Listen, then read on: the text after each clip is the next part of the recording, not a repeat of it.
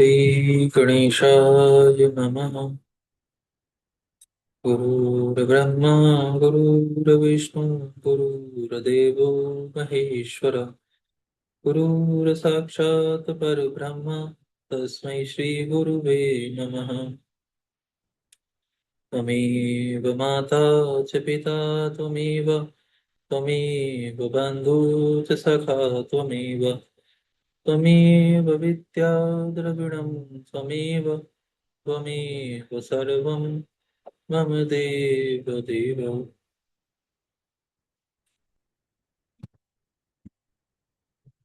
इस अध्याय में यज्ञ के लिए ब्राह्मण आदि वर्णों तथा अत्र की अन्न की सृष्टि, मरीचि आदि प्रजापति, रुद्र तथा स्वयंभू मनु आदि की उत्पत्ति और उनकी संतान परंपरा का वर्णन किया गया है। श्री भीष्म जी ने कहा, ब्राह्मण, आपने अर्वाक स्त्रोत नामक सर्ग का, जो मानव सर्ग के नाम से भी प्रसिद्ध है, उसका संक्षेप में वर्णन किया। अब उसी को विस्तार के साथ कहिए। ब्रह्मा जी ने मनुष्यों की सृष्टि किस प्रकार की? हे महामुने, प्रजापति ने चारों वर्णों तथा उनके गुणों को कैसे उत्पन्न किया और ब्राह्मण आदि वर्णों के कौन कौन से कर्म माने गए हैं, इन सब बातों का वर्णन कीजिए। पुलस्त जी बोले, कुरुश्रेष्ठ, सृष्टि की इच्छा रखने वाले ब्रह्मा जी ने ब्राह्मण, क्षत्रिय, वैश्य और शूद्र, इन चार वर्णों को उत्पन्न किया।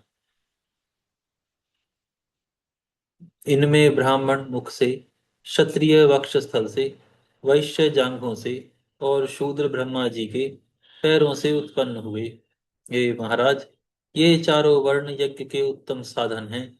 अतः ब्रह्मा जी ने यज्ञ अनुष्ठान की सिद्धि के लिए ही इन सब की सृष्टि की।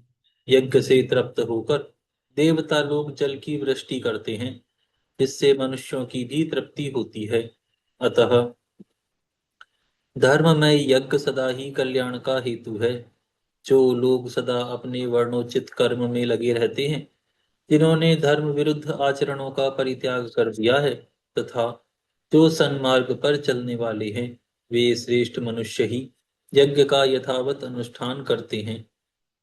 हे राजन, यज्ञ के द्वारा मनुष्य इस मानव देह के त्याग के पश्चात स्वर्ग और अपवर्ग भी प्राप्त कर सकते हैं, तथा और भी जिस जिस स्थान को पाने की उन्हें इच्छा हो, उसी उसी में वे जा सकते हैं। हे नृपश्रेष्ठ, ब्रह्मा जी के द्वारा चातुर्वर्ण व्यवस्था के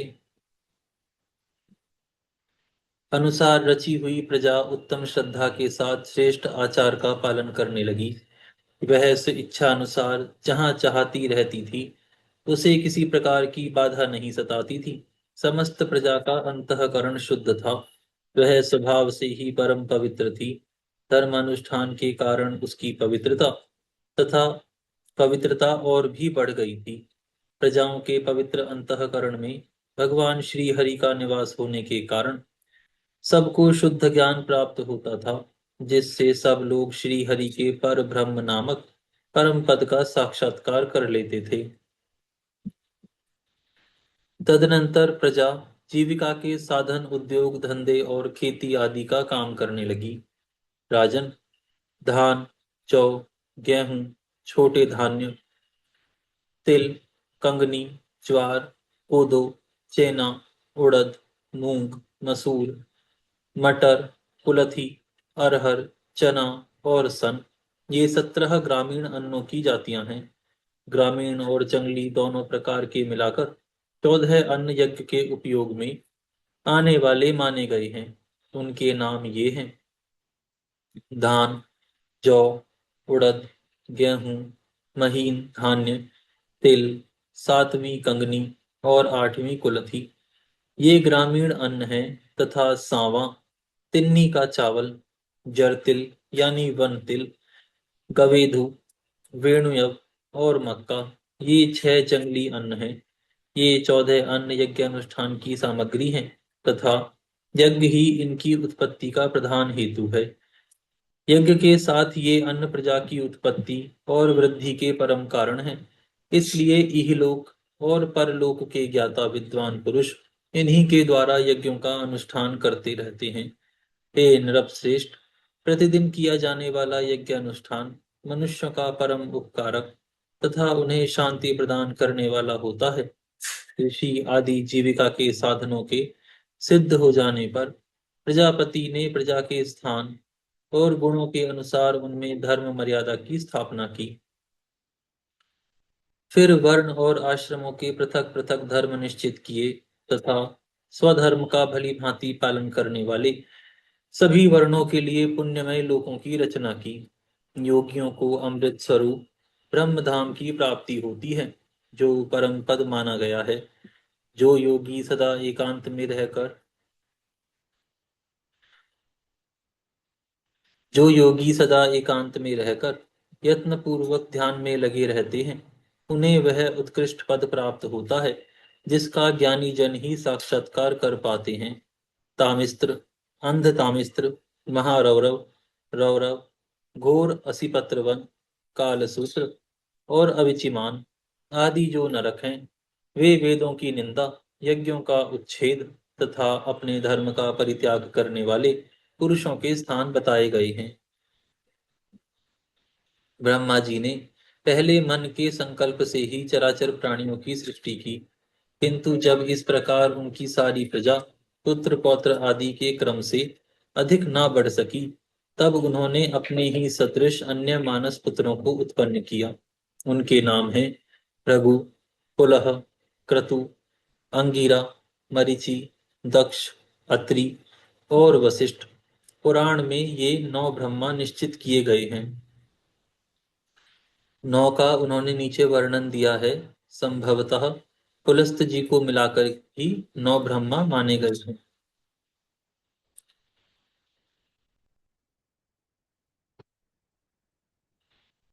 इन भृगु आदि के भी पहले जिन सनंदन आदि पुत्रों को ब्रह्मा जी ने जन्म दिया था, उनके मन में पुत्र उत्पन्न करने की इच्छा नहीं हुई, इसलिए वे सृष्टि रचना के कार्य में नहीं फंसे। उन सबको स्वभावतः विज्ञान की प्राप्ति हो गई थी। इस वे मात्सर्य आदि दोषों से रहित और वीतराग थे। इस प्रकार संसार की सृष्टि के कार्य से उनके उदासीन हो जाने पर महात्मा ब्रह्मा जी को महान क्रोध हुआ। उनकी भौहें तन गईं और ललाट क्रोध से उद्दीप्त हो उठा। उसी समय उनके ललाट से मध्याह्नकालीन सूर्य के समान तेजस्वी रुद्र प्रकट हुए। उनका आधा शरीर स्त्री का था और आधा पुरुष का। वे बड़े प्रचंड थे और उनका शरीर बड़ा विशाल था। तब ब्रह्मा जी उन्हें यह आदेश देकर कि तुम अपने शरीर के 2 भाग करो, वहां से अंतर्ध्यान हो गए। उनके ऐसा कहने पर रुद्र अपने शरीर के स्त्री और पुरुष रूप दोनों भागों को पृथक पृथक कर दिया और फिर पुरुष भाग को 11 रूपों में विभक्त किया। इसी प्रकार स्त्री भाग को भी अनेकों रूपों में प्रकट किया। स्त्री और पुरुष दोनों भागों के वे भिन्न भिन्न रूप सौम्य, क्रूर, शांत, श्याम और गौर आदि नाना प्रकार के थे। तत्पश्चात ब्रह्मा जी ने अपने से उत्पन्न अपने ही स्वरूप भूत स्वयंभू को प्रजापालन के लिए प्रथम मनु बनाया। स्वयंभू मनु ने शतरूपा नाम की स्त्री को, जो तपस्या के कारण पाप रहित थी, अपनी पत्नी के रूप में स्वीकार किया। देवी शतरूपा ने स्वयंभू मनु से 2 पुत्र और 2 कन्याओं को जन्म दिया।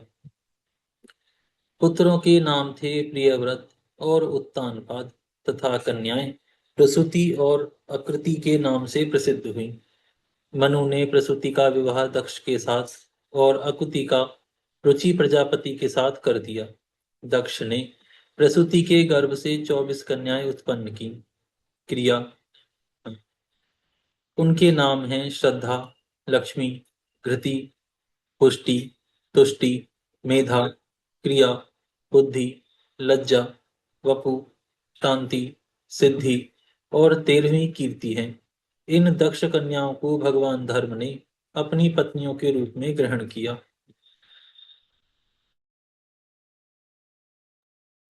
इनसे छोटी 11 कन्याएं और थीं, जो ख्याति, सती, संभूति, स्मृति, प्रीति, क्षमा, सन्नति, अनसुईया, ऊर्जा, स्वाहा और स्वधा नाम से प्रसिद्ध हुई।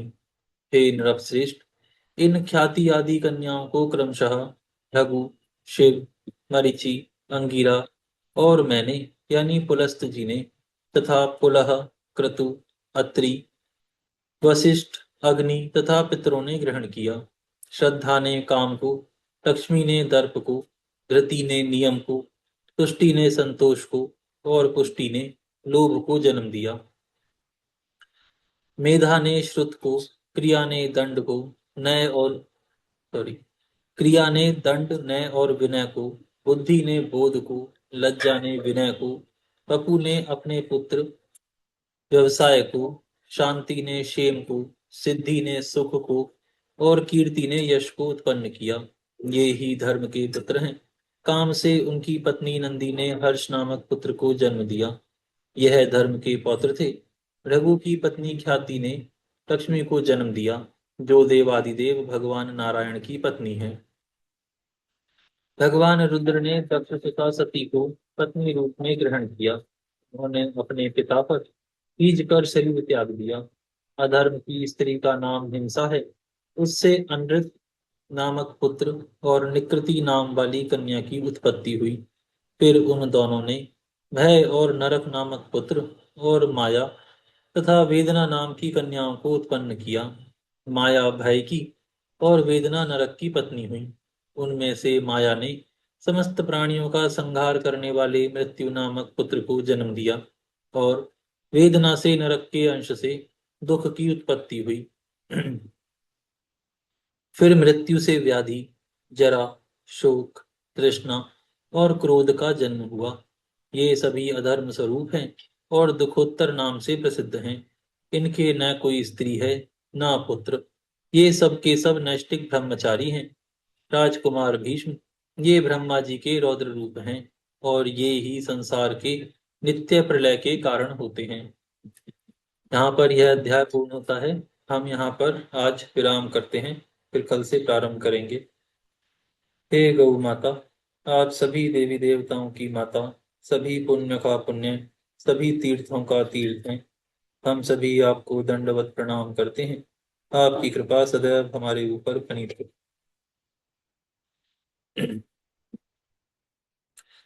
धर्म की जय हो।